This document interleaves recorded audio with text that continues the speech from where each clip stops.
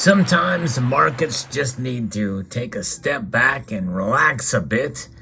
And that's exactly what we are seeing here the last day or two, as we've seen a pretty wild ride with gold and silver. But resistance is futile and support is underwhelming. Let's explore.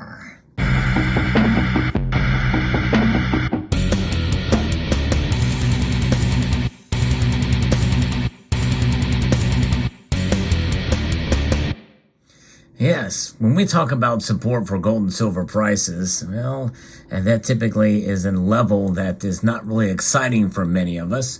But gold, think about it, it is at or near its 2011 highs in terms of nominal dollars. But where are we headed with silver? The gold to silver ratio is still very high. I could be referencing an article here from Shift Gold about how gold and silver are really testing this support and resistance, and they need to take a breath a bit before we start to see some more activity in the coming weeks. And we have some news that it came out today about a little bit better than expected GDP.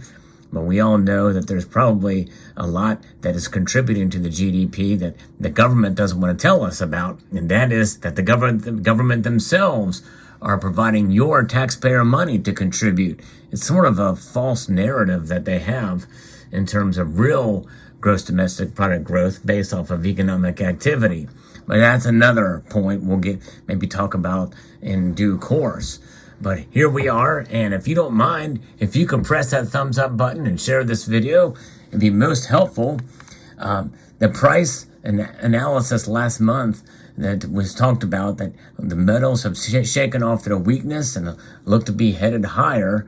And in that piece by Shift Gold, they say that shorts are playing with fire as many trends are pointing to a solid advance in prices during 2023. And I'm one of those that feels that we're going to see higher gold and silver prices during the course of the year, but it may not happen until later in the year. Part of what the analysis that has been talked about is that it will probably pull back some, and that likely could happen towards the beginning of the year than the end. It's not even anticipated how fast gold would have been sprinting out of the gates in 2023. We did see it go up fairly dramatically, and silver had some wild days as well. And there's a due for a correction or consolidation in both gold and silver markets, even though they may look to be poised to go higher in the next year. So let's talk a little bit about this metal, gold. A lovely metal indeed, and it has done very, very well.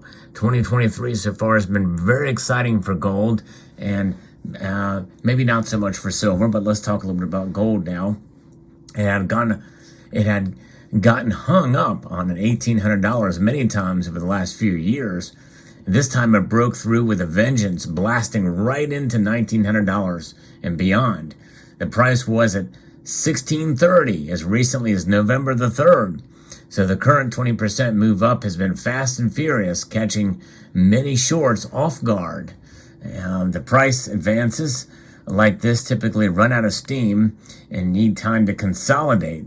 So it's hard to remain immediately bullish, but also hard to be bearish.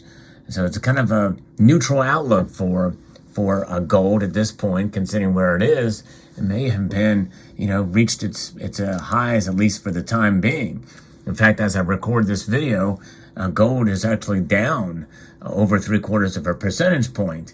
And in an unusual move, although has been quite as unusual as of late, we're going to now shift onto silver, because silver is actually up. It's the only metal that's up on the day. And its outlook is fairly bullish. Silver led gold higher and then got trapped around the $24 mark in mid-December. It is consolidating and building a base for the next move higher. And given the time it has spent consolidating, there are reasons to be optimistic. And I think that's just it. Silver is undervalued, I still think now, compared to gold. And the gold to silver ratio is still above 80-1. In fact, right now, as I record this video, it is closer to 81-1, but we have seen it get to 87-1 fairly recently. It's frustrating for silver stackers when we see this type of thing happen. But, and everybody's been talking about that it's poised to move higher. When will that occur? And why hasn't it happened yet? Well, there's a couple of different factors that come into play here as to why silver has not performed as well as gold has yet. And that is some of the major fundamentals of what we see with the silver market, especially over the last 10 years, how it is viewed. I believe now, especially here in 2023, it is viewed much more as a commodity than as a monetary metal. It is viewed as a metal that has many different uses, more variety of uses now than ever before for silver. And with the greater demand for silver in a lot of products and science, technology, and an industry, you can bet that demand for silver will increase. Even if the economy takes a head south to a degree. Now, again, look at the GDP numbers. 2.9%, I think, is what the latest numbers are as reported today. But a lot of that is probably government spending. And these two massive packages that have been passed by Congress, signed by the president, are going to be requiring more silver for the green energy that they are mandating. And so you're going to see more silver utilized for those areas. And so that's why I'm bullish for it in 2023, because likely some of that silver is going to need to be procured. Another reason is some people really do feel when you see a lot of these contracts liquidate at or near the same time, or a lot of hedge funds not getting into silver and selling off at a point in time, or some people feel that all this coordinated buying or selling is example of manipulation or price suppression, and that could be the case. I'm definitely more open-minded to that now than ever before, but nonetheless, that is another reason, and I think it's much more likely to happen in the silver market than it is the gold market. Now, if we look at the daily moving averages for gold, there's been talk about a golden cross.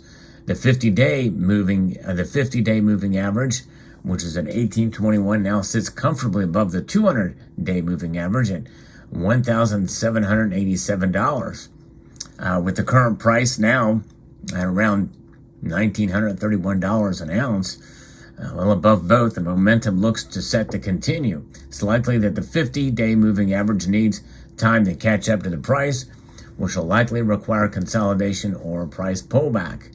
And so with the short-term neutral and medium-term bullish, and so that's kind of where that is for gold. And that golden cross, pretty interesting indeed. Silver, though, formed a golden cross back in December the 23rd, and then has spent time consolidating. Silver's been leading gold, and it is likely showing the market what is in store for gold consolidation instead of a pullback. After this consolidation finishes, silver will be set to take on $25, which could open the floodgates. And that key word here being could. We always have to be very cautious. Even if you're optimistic, you be cautiously optimistic about silver, and that is what I am. I'm definitely cautiously optimistic about the white metal to see where it's going to go. And so we'll find out and see. But they are bullish, Shift Gold, for silver. And we look at where things are now in terms of what are known as margin rates and open interest. Open interest for gold rebounded from multi-year lows, which have led to a recent price advance. Still has lots of room to run through, as it sits in nearly 300,000 contracts below open interest seen in January 2020. The CTFC has raised margin rates twice since December 2nd, and it has done little to slow the price. There is room to raise margins rates higher, but it should only slow the price advance rather than reverse it. And for silver, it's a very similar posture to gold, with open interest near the lowest level in years, while margin rates saw a recent move higher. And so there's where that is. Now, there is something also that's got to be talked about in terms of where we are at with the what's left in the COMEX and the LBMA for both metals. Still a lot of gold left in both, but those stockpiles are down. But silver is still dangerously low. Till we get some more recent reports, in the LBMA we saw a very small tick move up for stockpiles, but barely noticeable on the radar. So it'd be very interesting to see how that's going to play out and how that could affect price. I think the only way it's going to affect price at this point is if they fall even more, or if they break the COMEX, which there's probably a little chance of that happening, even though the stockpiles are low, or the LBMA as well too. We'll see. And so there you have it. Let me know what your thoughts are about gold and silver, and about what it is about support and resistance for both metals.